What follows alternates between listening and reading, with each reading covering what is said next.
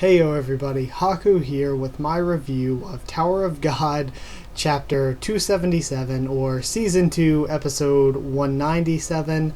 So this one was really good in my opinion. I thought it was super hype, and a lot of important stuff happened. I thought it was a lot better than last week, and even though last week there was so much talk surrounding the chapter, I feel like there is very little talk going on concerning this one, which is surprising for the huge stuff that happened and the kind of reveals that we get. So, I don't know.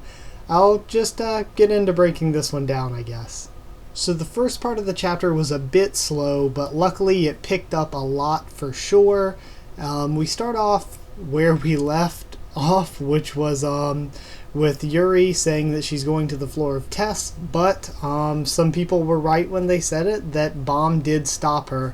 And that was something that I personally didn't see coming, but some people did. I mean, that was... And I like it. I like it more this way, I think. It would have been hype to see Yuri against Yuhan Sung, but this way I almost feel is more interesting, because I like that she's following them and testing them, sort of. Also, a huge part of this that I like is that Bomb says he wants to handle his own problems and his own issues with FUG, and that he doesn't think FUG is like totally in the wrong and unjustified. So I think that's really cool that he's seeing it like that, the way that, okay, FUG has done some bad shit, but most of the people who have been bad guys here have been like really gotten some terrible tragedies happen to them because of the 10 families. And Kun outlines our next plan, the next place we're going, as the Floor of Death, and that's because that's where Rachel's going, and also that there's like the word or whatever, the rumor of another thorn fragment, and I had no idea at all that that's how the thorn worked. I thought it was just one thing, but if there are multiple thorns, multiple fragments of maybe the Guardian's power or something, that can also be really interesting moving into the future. Of course, Yuri doesn't want them to go there, but Bomb is set on it. He's like, okay, this is where we have to go for the thorn rumors, for Kasano, for Rachel. We need to get there. So Yuri's like, well, fine, I guess I'm going with you, and I'm going to guard you, but my condition is that I'm going to be judging your entire team, and when we get to the Floor of Death, then whoever I deem is worthy enough can form the team to leave the train to go on to the floor, and the people who I don't deem strong enough are going to have to wait on the train. So I think that's really interesting, and it keeps us from having like 1,000 fodder characters like there are people that have been complaining about. It limits us so that when we get to that arc, it will be just the strongest. And if the entire team goes, I'm happy with that, because it will have meant the entire team has probably gotten a bit stronger and they've gotten a bit more development. So we also find out that Wangnan's soul was not taken. He's awake now, and he's in despair at his failure. Also, Ragwell, who is Angel, and Elliot, they are both trapped in the White Heavenly Mirror that I think Wangnan still has. Yeah, pretty sure Wangnan still has it. He hasn't given it back to Kun or anything. And Ryun approaches him, and she's like, every time I see you, you're all downtrodden like this. And it's interesting that that's how Ryun always meets Wangnan. And she tells them that, like, and this is really cryptic and really sort of scary foreshadowing, in my opinion, where she just outright says, because she's a guide and she knows the way the paths work, that if they stay on the train, they're going to have another chance to capture Kasano, but somebody from their team is going to die. So that's sketching me out a bit. I don't want to lose anybody important, but I feel if they're making the deal of saying it like that, it's going to be a sort of larger death. Like, it's going to be somebody from the formation of Tang Soo Yuk, or maybe even from Volume 1. So I think there could be a big death incoming.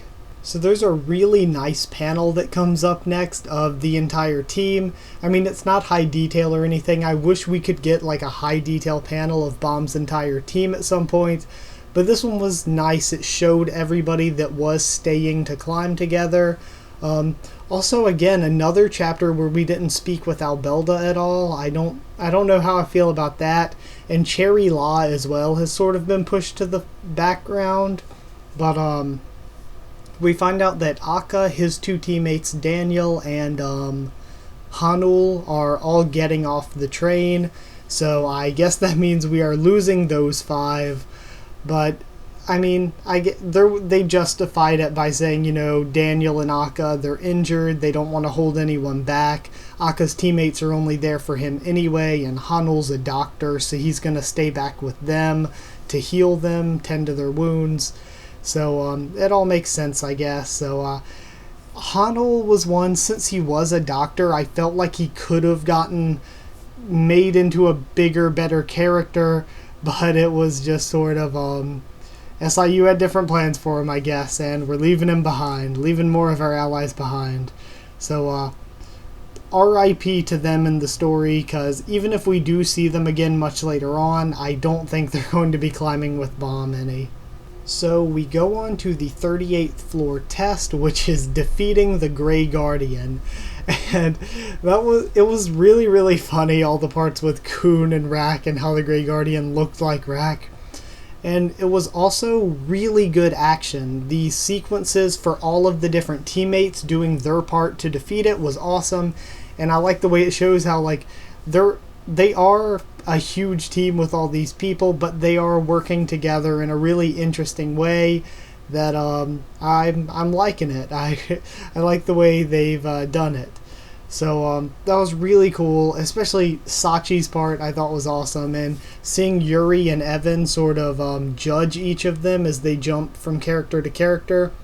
And I'm not going to mention each one, but one of them that I do want to mention, I think there could have maybe been a translation error where they're talking about Barrow Barrow and they're like, she's strong but she doesn't seem she's strong but she doesn't seem special or anything, but this one has an ignition weapon also and it makes it seem like they're talking about Barrow Barrow, but in the panel with Barrow Barrow is also Danwa, and I think they might be saying, okay, she's strong but she doesn't look special or anything, and instead of but, I think and this one has an ignition weapon. So I think they're kind of saying that maybe Danwa and Barrow Barrow are sort of the weak links. They're not really, she's strong, but there's nothing really special, and he just has an ignition weapon is really all he has. So if anybody is getting, has to stay behind, it's probably them. Also a little disappointed that during the fighting, when they were judging their abilities, we didn't see Wangnan, Ryun. It would have been nice to see them, even if it was Ryun just giving orders or Wangnan just throwing some Shinsu bombs. I kind of didn't like not seeing them, as well as Cherry Law, because she's kind of in the background at this point, and especially not seeing Albelda, since I'm pretty certain that Albelda's probably pretty strong. I mean, not terribly strong, since maybe only 1/5 of Joaquin's power, or 1/4 since Joaquin is currently 4 siblings and she is 1.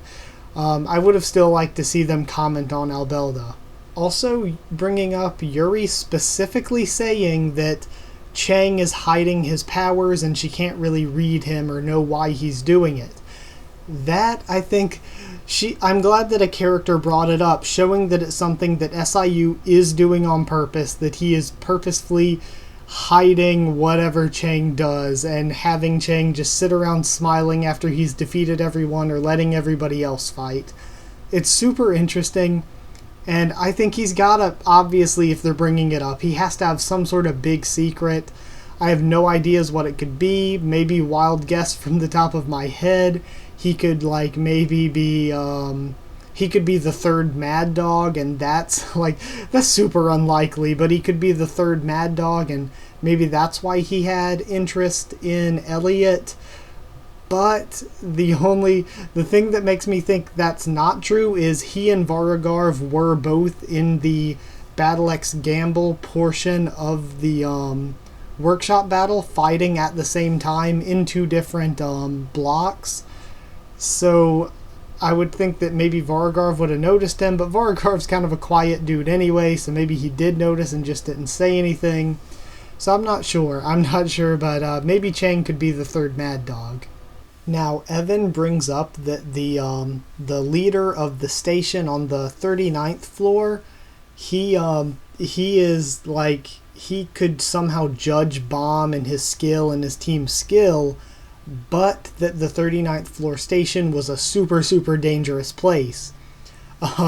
So that's very, very interesting, and I'm really hoping we get to see it very soon. I want to sort of spend some time developing the team a bit more and having some more games and doing more of the climbing and more of what the Floor of Tests felt like before we move on to another arc where it's us versus Rachel's team or something like that.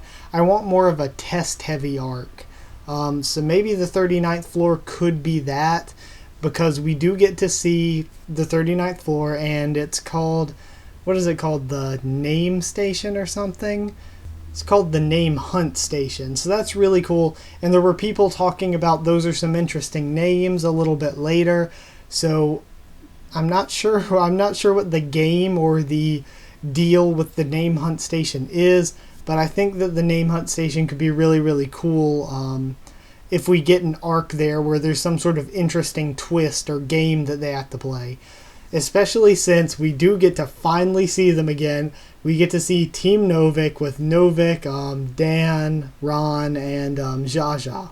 So I'm super pumped to see them again. And if seeing them again wasn't hype enough, then we get freaking Anak, Ship, Andrasi, and Lorray. Now, I would be super surprised if Hatsu wasn't with them as well. Amigo Chaz, Vespa, and Verdi could go either way for me. I don't know if they'll be there or not, really. And Beta is notably missing. Beta, I think, Beta wasn't a real regular. He wasn't a chosen candidate. So I think there's a pretty large option there that Beta just returned to Sophia, Horyang, and Goseng because he couldn't climb any longer not being a regular. And so that was it. I really thought the art in this one was freaking amazing. I thought the fight was really, really awesome. I absolutely love how Yuri is staying with them in the capacity that she is staying with them as sort of like watching over them and judging them to see if they're strong enough. I really like that role that she's playing for them there. And I'm so happy that she's staying around in that role, and especially having Evan there too, because Evan is a character I really, really love. So there's just a lot of good stuff that came from this chapter. I am just so hyped to see Team Novik back. I absolutely love Team Novik and the Volume 1 characters. If we get Team Novik and Team Ship, and they team back up with us at this point for good, and we're climbing the tower together for good from 39th floor on, that's going to be awesome. I'm going to love seeing them as a full part of Mom's team again. Like, oh man, that's going to be good. I hope it works out like that. I really do. That will be adding a lot of characters back in to replace the 5 that we lost. We'd probably be adding, 10 more or something? But I think it's pretty justifiable because we can have a few deaths, especially at the Floor of Death. I think a lot of big stuff is going to happen at the Floor of Death, and if there isn't a teammate or two that dies there, I think it'll be maybe a little disappointing. So with all the hype and the team building and all that good stuff, I'm going to give this 9 Grey Guardians out of 10. It wasn't quite perfect, of course, like some of the Dollar Show chapters were, but it was still really, really good, and I liked it even more than last week. I don't honestly remember the exact number score I gave last week's, but I did like this one a lot more personally. So that's it for this review. I think it was a little bit long, but I really did want to talk about this chapter. It brought up a lot of cool new stuff. So like if you did like the video, comment down there what you thought of the chapter and what you thought of my thoughts on it, so that we can discuss things. I mean, it's a discussion channel, really. Discussions, reviews, things like that. So, oh yeah, it's while talking about the channel, subscribe if you want to for Tower of God, One Piece, The Walking Dead, and a bunch more. Follow on Twitter as well if you want to. I'll keep you updated there, hopefully. And beyond that, I guess that's it. Thank you so much once again for watching, and I'll see you all next time.